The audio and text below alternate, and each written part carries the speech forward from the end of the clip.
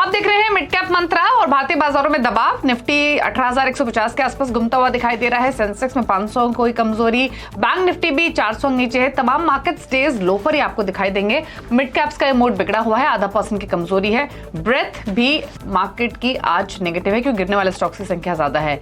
तो mid caps में अब आधा % के आसपास का प्रेशर देखने को मिल रहा है। क्विकली एक बार देख लेते हैं इंटरनेशनल क्यूज, उसके बाद अब तक की बड़ी बातें आपकी स्क्रीन पर लेकर आएंगे। एशियन मार्केट्स पर फटाफट से एक नजर डाल लेते हैं, जहां पर ज्यादातर बाजार आपको लाल निशान में दिखाई देंगे। हैंग सेंग शंघाई दबाव के साथ ट्रेड कर रहे हैं। यूएस में डेट सीलिंग की चिंताएं विदेशी बाजारों पर भी हावी हैं और फिलहाल निकेई आपको हरे निशान में दिखाई दे रहा है। कॉस्पी ताइवान, बाकी तीनों बाजार लाल निशान में हैं। अमेरिका के फ्यूचर्स फ्लैट लेकिन पॉजिटिव बायस, 40 अंक ऊपर है डाउ फ्यूचर्स। नेस्डैक का फ्यूचर इस समय 13 अंक ऊपर दिखाई दे रहा है। तो कोई बहुत ज्यादा तेजी नहीं है, हल्की हल्की बढ़त के साथ अमेरिका की फ्यूचर्स ऊपर है। ऐसे में अब तक बाजार में हुआ क्या है, बड़ी बातें आपकी स्क्रीन पर लेकर आते हैं। बिकवाली बरकरार बाजार में थोड़ा प्रेशर है, डेज लो पर आकर मार्केट ट्रेड कर रहे हैं और ये प्रेशर धीरे धीरे और एक्सटेंड ही हुआ है, यानी जहां से खुले वहां से अब दिन के निचले स्तरों पर फिसल चुके हैं बाजार। निफ्टी 18,150 के आसपास है, इनफैक्ट अब फिसल चुका है 18,150 के नीचे।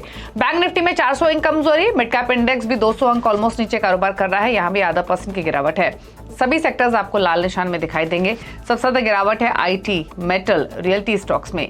एनबीएफसी, कंज्यूमर ड्यूरेबल्स भी दबाव में। एक ऑटो इंडेक्स है जो फ्लैट कारोबार कर रहा है, ये सबसे बेटर प्लेस है आज के सेशन में। अब खरीदारी भी है कुछ सिलेक्ट पॉकेट्स में क्योंकि बढ़ने वाले स्टॉक्स भी हैं। तो बढ़ने वाले स्टॉक्स आपको कहां से मिलेंगे? कुछ फार्मा में दिखाई देंगे, ऑटो एंसिलरी पैक में दिखाई देंगे, बैटरी स्टॉक्स चल रहे हैं आज के सेशन में। फर्टिलाइजर्स पर क्योंकि खबर है तो वहां पर भी थोड़ा इंपैक्ट खरीदारी की तरफ बना हुआ है। अब यहां से प्रेशर और कितना एक्सटेंड होगा इस पर फटाफट से लेते हैं गाबा साहब की राय। हमारे साथ आज के मेहमान मौजूद हैं प्रकाशगाबा.com से। गाबा साहब नमस्कार, बताइए निफ्टी बैंक निफ्टी पर राय। दबाव तो है, डेज लो पर मार्केट है, अब सवाल यह है कि सपोर्ट कहां लेंगे या फिर रिमेनिंग सेशन के लिए क्या व्यू रहेगा आपका? Well, good afternoon to you Deepali. दिल अब तो वीक, जो सुबह कल का 18,300 का था वो अच्छी जगह थी बाउंस करने की अगर होता तो, लेकिन नहीं हुआ, डाउन हो गया। अब 18,100 ये एक जोन है, वहां पर एक सपोर्ट आज के लिए है। 18,000 एक लार्जर टर्म टाइम फ्रेम के लिए बहुत स्ट्रॉन्ग सपोर्ट है, वो कल तक होगा, आज तक नहीं। फिलहाल तो वीक नजर आता है और लो लेवल देख सकते हैं निफ्टी में। बैंक निफ्टी में भी वही है, थोड़ा फटीग है, लो लेवल देखने को मिल सकते हैं करीब 43,200 के। अब 43,522 के आसपास ट्रेड कर रहा है। तो निफ्टी और बैंक निफ्टी दोनों ही वीक है। ओके, निफ्टी बैंक निफ्टी दोनों ही कमजोर नजर आ रहे हैं। गाबा साहब ट्रेड्स कौन से निकाले, फिर खरीदारी की तरफ या बिकवाली की तरफ? मुझे पॉसिबल है कि थोड़ी इसमें गिरावट नजर आती है। ट्रेड कर रहा है 6672, लो लेवल देखने को मिल सकते हैं 6,600 के। स्टॉप होगा 6,750 का, बस खास नहीं। बजाज फाइनेंस पर ध्यान देना चाहिए ऑन द शॉर्ट साइड। दूसरा स्टॉक पसंद है जो शॉर्ट है वो है टाटा कंज्यूमर, यहाँ पर वीकनेस है। ट्रेड कर रहा है 775 पर, लगता है 760 पॉसिबल है। टॉप होगा 780 का टाटा कंज्यूमर। ओके, तो टाटा कंज्यूमर एक ट्रेड 776 पर फिलहाल कारोबार करते हुए यहाँ पर एक पोजीशन आप इनिशिएट कर सकते हैं 1.25% की कमजोरी के साथ डेज लो पर, ऑल्दो ये स्टॉक अभी कारोबार कर रहा है। तो ये तो रहे गाबा साहब के ओर से ट्रेड्स। अब देख लेते हैं मिड कैप्स का हाल। इंडेक्स तो आधा % नीचे है ही, मिली जुली पॉकेट्स आपको दिखाई देंगे मिड कैप्स में, थोड़ी बढ़ने वाली भी थोड़ी गिरने वाली भी। लेकिन एक चीज साफ है कि मिड कैप लोअर लेवल से थोड़ी कोशिश जरूर कर रहा है संभलने की कंपैरेटिवली निफ्टी बैंक निफ्टी के, लेकिन अभी भी दबाव में। पहले ले आते हैं ऑटो एंसिलरी स्टॉक्स, यहाँ पर खरीदारी है। बैटरी स्टॉक्स आप देखिए, अमराजा बैटरी 3.5% ऊपर है, एक्साइड में 6% का मूव है। बाकी अगर ऑटो एंसिलरी स्टॉक्स देखेंगे तो ल्यूमेक्स ऑटो टेक में 4% का मूव, टैलब्रॉस ऑटोज 4% की स्ट्रेंथ के साथ फिलहाल कारोबार कर रहा है। फार्मा में भी अगेन सेलेक्ट बाइंग दिखाई देगी, दिग्गज दबाव में है, लेकिन जो छोटे मचोले फार्मा शेयर्स हैं वो खरीदारी के साथ ट्रेड हो रहे हैं। लिंकन फार्मा 6% ऊपर, मैक्स हेल्थ अर्निंग्स की वजह से खबरों में 2.5% ऊपर, आरती ड्रग्स 2% ऊपर है, टोरेंट फार्मा में भी ऑलमोस्ट 2% के मूव्स। ऑयल एंड गैस में चेन्नई पेट्रो, एमआरपीएल, जीएसपीएल और गुजरात गैस यहाँ पर 1% से लेकर 6% के अप मूव, लेकिन चेन्नई पेट्रो, एमआरपीएल कंपैरेटिवली आज खरीदारी में है, यहाँ एक अच्छी स्ट्रेंथ देखने को मिल रही है। फर्टिलाइजर्स लेकर आते हैं, Chambal fertiliser, Mangalore chemical fertiliser, ये दोनों 1 से 1.5% ऊपर है। आरसीएफ अपनी स्ट्रेंथ को थोड़ी कम हुई है इसमें, मद्रास फर्टिलाइजर्स में भी स्ट्रेंथ कम हुई है। इनफैक्ट सभी स्टॉक्स अपने हाई से थोड़ा नीचे आए हैं, लेकिन अभी भी हरे निशान में ट्रेड कर रहे हैं। आईटी में सेलेक्ट स्टॉक्स दिखाते हैं जहां पर प्रेशर है आज, उसमें सिग्निटी टेक, डेटामैटिक्स, बिरला सॉफ्ट, मास्टेक प्रेशर में 3% तक का ड्रॉप। रियल्टी दिखाएं तो यहाँ पर ओबेरॉय रियल्टी सबसे ज्यादा गिरने वाला स्टॉक है आज। इसके अलावा प्रेस्टीज एस्टेट, महिंद्रा लाइफ, शोभा, यहाँ 1 से 1.5% से लेकर 3% की गिरावट, लेकिन ओबेरॉय रियल्टी यहाँ पर 6% नीचे कारोबार कर रहा है। बाजार में गिरावट और एक्सटेंड होते हुए ऑलमोस्ट 1% नीचे निफ्टी आ चुका है। 18,140 के लेवल्स पर, 133 के लेवल्स पर ट्रेड कर रहा है, तो प्रेशर यहाँ पर और माउंट होते हुए दिखाई दे रहा है। गाबा साहब ने भी कहा कि प्रेशर यहाँ से और फर्दर एक्सटेंड हो सकता है, इसकी पूरी प्रोबेबिलिटी है और इंडेक्स पर उस तरीके का रिफ्लेक्शन दिखाई दे भी रहा है। एक बार कंट्रीब्यूशन दिखाते हैं कि कौन कौन से स्टॉक्स हैं जो ज्यादा प्रेशर क्रिएट कर रहे हैं। तो एक बार निफ्टी, बैंक निफ्टी कंट्रीब्यूशन देख लेते हैं। ऑल्दो आपको मेटल्स में सबसे ज्यादा प्रेशर आज दिखाई देगा, आईटी बैंक्स में प्रेशर दिखाई देगा। इन्फोसिस 18 अंकों का negative contribution, Kotak Mahindra bank, HDFC bank की ओर से ऑलमोस्ट 32 अंकों का नेगेटिव कंट्रीब्यूशन आ रहा है। रिलायंस 13 अंकों का नेगेटिव कंट्रीब्यूशन फिलहाल लेंड कर रहा है। इस बीच एक खबर आप देख सकते हैं जो अभी भी आई है, वो है अदानी हिंडनबर्ग मामले में सुप्रीम कोर्ट ने सेबी को जांच पूरी करने के लिए 3 महीने का और वक्त दिया है और अब सेबी को 14 अगस्त तक स्टेटस रिपोर्ट सुप्रीम कोर्ट में सामने रखनी होगी। और डिटेल्स के साथ असीम मनचंदा हमारे साथ मौजूद है। असीम, बताइए सुप्रीम कोर्ट ने क्या आदेश दिया है सेबी को, क्या डिटेल्स है? देखिए, अदानी हिंडनबर्ग मामले की सुनवाई 2 मार्च को हुई थी, जब सुप्रीम कोर्ट ने सेबी को निर्देश दिए थे कि 2 महीने के अंदर इस सारी ट्रांजैक्शंस की जांच पूरी करें। लेकिन उसके ठीक 2 महीने बाद सेबी ने एक हलफनामा जो है सुप्रीम कोर्ट में दायर किया और कहा कि हमें जांच करने के लिए 6 महीने का और वक्त दिया जाए। अभी हमें बहुत सारी जानकारी जुटानी है, बहुत सारी इंटरनेशनल ऑर्गेनाइजेशन से हम जानकारी जुटाने की कोशिश कर रहे हैं, तो हमें जांच पूरी करने के लिए 6 महीने का और वक्त दिया जाएगा।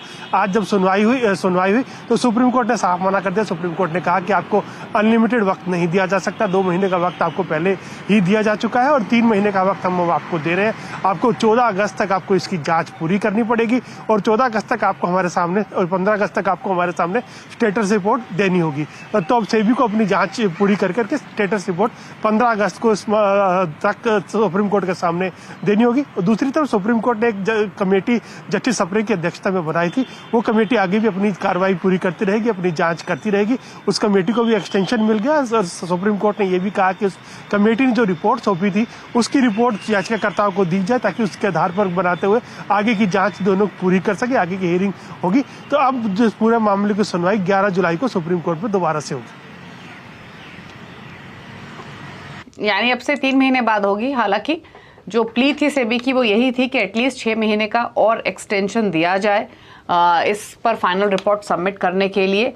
और इस प्ली पे हमने देखा था कि मंडे को एडजॉर्न भी हुआ था ये मैटर और अब सुप्रीम कोर्ट ने जो डिसीजन लिया है 6 मंथ्स के प्ली के सामने 3 मंथ्स का टाइम एक्सटेंड कर दिया है। और अब जैसे असीम ने बताया कि अब उनको जो स्टेटस रिपोर्ट होगी वो इसी टाइम के अंदर सुप्रीम कोर्ट के सामने रखनी होगी। शुक्रिया असीम आपका ये डिटेल्स सामने लाने के लिए।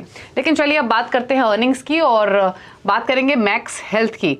चौथी तिमाही में मैक्स हेल्थ केयर के जो नतीजे हैं वो अच्छे रहे हैं। कंपनी की रिकॉर्ड कमाई हुई है, साथ ही ऑक्यूपेंसी में भी उछाल दर्ज किया गया है। और इन्हीं नंबर्स पर बातचीत करने के लिए हमारे साथ मैक्स हेल्थ केयर के सीएमडी अभय सोई मौजूद हैं। अभय जी नमस्कार, स्वागत है आपका। कंग्रेचुलेशंस, नंबर्स तो आपके अच्छे रहे हैं। If I am not wrong आपके शायद हाईएस्ट एवर रेवेन्यू और प्रॉफिटेबिलिटी रही है।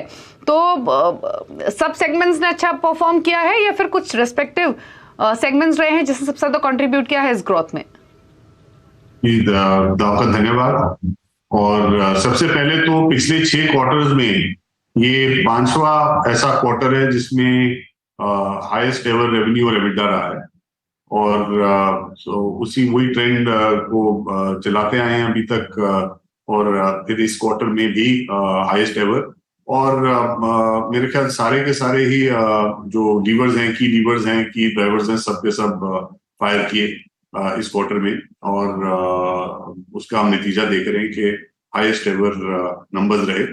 और इसके अलावा कुछ अपना 435 करोड़ का एबिटा भी रहा है इस क्वार्टर में, जिसमें कुछ 415 करोड़ का ट्रांसलेशन हुआ है फ्री कैश फ्लो में। तो फ्री कैश फ्लो में भी बहुत वृद्धि हुई है। अब हर क्वार्टर हम 300 से 400 करोड़ रुपए हम फ्री कैश फ्लो में अपने बैंक बैलेंस में ऐड कर रहे हैं। ओके अच्छा, ऑक्यूपेंसीज इस क्वार्टर में कैसी रही हैं और क्या आउटलुक यहाँ पर दिखाई दे रहा है? और इसके साथ साथ जो सर्जिकल रेवेन्यूज हैं या फिर जो मेडिकल टूरिज्म रेवेन्यूज हैं, दोनों में कितनी ग्रोथ रही इस क्वार्टर में और इन दोनों में एक्सपेक्टेशन आउटलुक क्या है आगे की ग्रोथ का?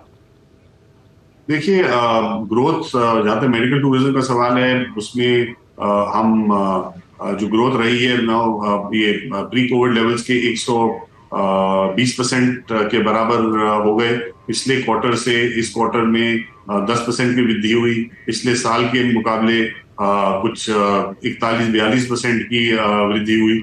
और मेरा ये मानना है कि अपॉर्चुनिटी मेडिकल टूरिज्म की बहुत बड़ी है और मौका है कि एक्सपोनेंशियल ग्रोथ हो इसमें मीडियम रन के में, इंक्रीमेंटल ग्रोथ ही नहीं सिर्फ। और इसका हम अच्छा ही नतीजा एक्सपेक्ट कर रहे हैं अगले क्वार्टर 2 क्वार्टर में। जहां तक ऑक्यूपेंसी का सवाल है, ऑक्यूपेंसी मार्च के क्वार्टर 4 में वैसे भी ज्यादा रहती है, तो उसमें भी आपने बढ़ोतरी देखी है। और पिछले साल में भी लगभग इतनी ऑक्यूपेंसी रही है 75 और 80% के बीच में, तो ये नतीजा हमारा रहेगा। लेकिन ये जो ऑक्यूपेंसी है इसके बावजूद है कि हमने 3% और वृद्धि करी है नंबर ऑफ बेड्स में, क्योंकि 100 बेड्स और भी हमने चालू किए इस क्वार्टर में। ओके। अच्छा, एक चीज और, मैक्स होम या मैक्स लेबोरेटरीज की बात करें तो यहाँ परफॉर्मेंस कैसी रही इस क्वार्टर में? दूसरी बात, अगर हम लेबोरेटरी बिजनेस की बात करें तो पिछले कुछ सालों में काफी कॉम्पिटिटिव सेगमेंट ये हो गया है, बहुत सारे प्लेयर्स हैं, तो वहां कुछ इम्पैक्ट बढ़ते कॉम्पिटिशन का? देखिए, जहां तक मैक्स एट होम का सवाल है, वो उसमें ग्रोथ हुआ है 25-26% का पिछले साल के बराबर में। और मैं आपकी बात मानता हूं कि डायग्नोस्टिक सेंटर में काफी नए प्लेयर्स आए हैं पिछले साल 2 साल में, लेकिन हमारे नतीजे जो हैं वो अपनी परफॉर्मेंस के लिए बात करते हैं। और हमारी 55% के ऊपर ग्रोथ हुई है मैक्स लैब बिजनेस में। तो अगर 55% के से ज्यादा अगर ग्रोथ हुई है उसमें कि कंपटीशन के आने के बाद, अगर तो आप आगे सोच ही सकते हैं इसका क्या आउटलुक है।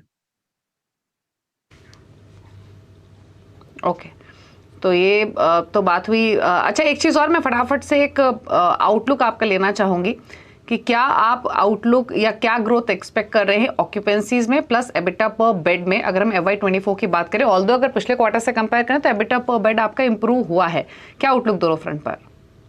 हमारा जो एबिटा, हर ऑपरेशनल पैरामीटर, चाहे वो रेवेन्यू हो, एबिटा परसेंटेज हो या एबिटा पर बेड हो, वो पिछले 6 में से पिछले 5 क्वार्टर में रिकॉर्ड हाइज हिट किया है।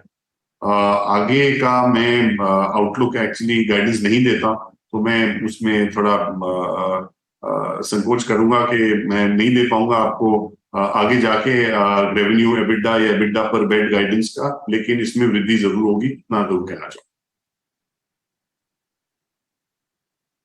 चलिए, शुक्रिया अभय जी आने के लिए CNBC आवाज पर, अर्निंग्स पर बातचीत करने के लिए। कांग्रेचुलेशंस अगेन अच्छे अर्निंग्स के लिए and good luck for coming quarters.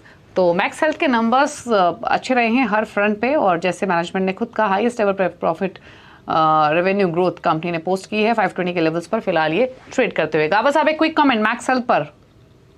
Well, MFS max financial, yes, मुझे लगता है ठीक ही नजर आता है। लोअर लेवल्स पे एक सपोर्ट है, गाबा साहब मैक्स हेल्थ 700 के जा सकता है, टेक कर रहा है 670 के आसपास। आई थिंक बाय मोड पर तो है मैक्स फाइनेंशियल। गाबा साहब, मैं मैक्स फाइनेंशियल की नहीं, मैक्स हेल्थ की बात कर रही थी। 520 के लेवल्स पर है health care stock, hospital chain. Max health बढ़िया है, चार्ट स्ट्रक्चर पॉजिटिव है, हायर टाइम फ्रेम का बहुत बढ़िया ब्रेकआउट मिला है, कंसोलिडेशन के बाद ट्रेड कर रहा है 520 के आसपास। 510 का कोई स्टॉप अगर चले अब भी खरीद सकता है, पॉसिबल है कि आप चले कहीं 550 तक जा सकते हैं। हायर मोड पर है, इनफैक्ट बाय एंड होल्ड कह सकते हैं मैक्स हेल्थ।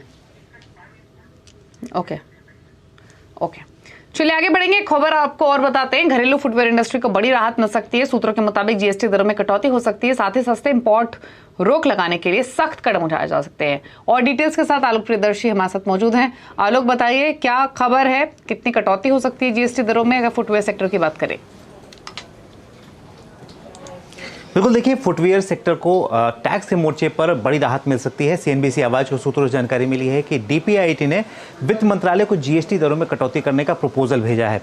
अभी अगर बात करें तो फुटवियर पर फ्लैट 12% GST लगती है, यानी कि अगर आप ₹100 का एक डेली यूज स्लीपर भी खरीदती हैं तो उस पर 12% जीएसटी चुकानी पड़ रही है। ऐसे में इंडस्ट्री की मांग है कि इसे एक बार फिर से पुराने रेट यानी कि 5% पर रिस्टोर किया जाए। दूसरी जो राहत हो सकती है वो रॉ मटेरियल के इंपोर्ट ड्यूटी पर। अभी 22% से भी ज़्यादा कई रॉ मटेरियल पर इंपोर्ट ड्यूटी लगती है। लिहाजा डीपीआईटी की तरफ से जो प्रपोजल गया है उसमें कहा गया है कि अधिकतम जो मैक्सिमम इंपोर्ट ड्यूटी हो रॉ मटेरियल पर, खासतौर से फुटवेयर इंडस्ट्री के लिए, वो 10% से ज़्यादा नहीं होना चाहिए। तो दूसरी राहत यहाँ मिल सकती है। तीसरी जो बात ये है कि जो चीप इंपोर्ट खासतौर से चाइना, इंडोनेशिया, मलेशिया से जैसे देशों से बड़े पैमाने पर होती है यहाँ पर, उस पर रोक लगाने के लिए सरकार कई सारे कदम उठा सकती है। उसमें सबसे जो पहला कदम हो सकता है वो हो सकता है कि जो इंपोर्ट मॉनिटरिंग सिस्टम है उसको और सख्त किया जा सकता है। दूसरी जो बात है हो सकती है कि ये जो इंडस्ट्री को लेकर जो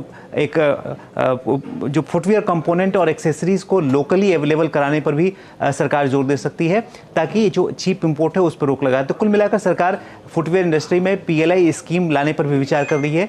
तो आने वाले दिनों में फुटवेयर इंडस्ट्री को लेकर कई सारे टैक्स के मोर्चे पर राहत के तोहफे मिल सकते हैं।